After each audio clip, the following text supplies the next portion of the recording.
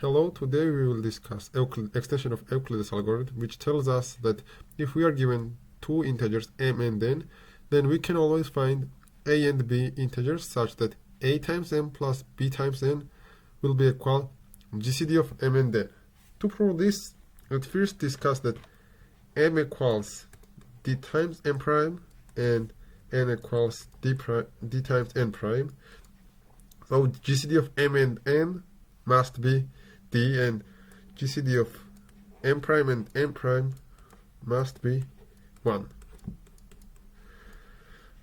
To prove the above inequality, this means that a times dm prime plus b times dn prime must be equal d.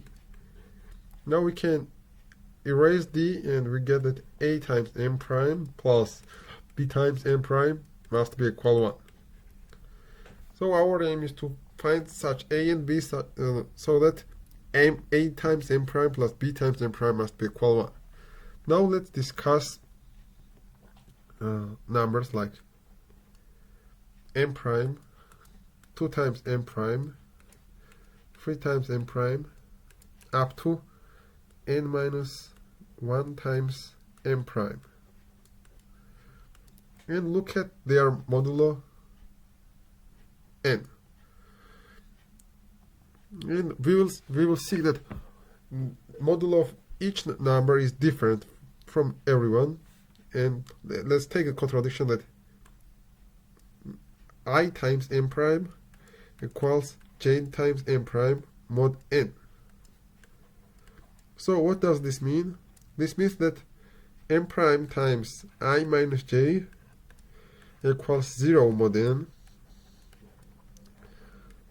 prime, and because we know that m prime and n prime are coprime, so their GCD is equal 1, so I minus j must be equal 0 mod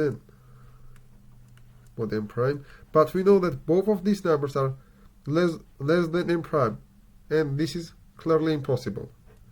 So we know that these numbers will give us complete residual class for n. So we will get 8, 1, 2, 3 up to n minus 1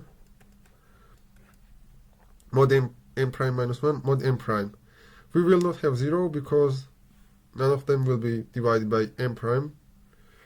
And if we are given some number which maps to 1, call this a times n prime. If we take a times n prime minus 1, this number must be divisible by n. So a times n prime minus 1 equals b times n prime.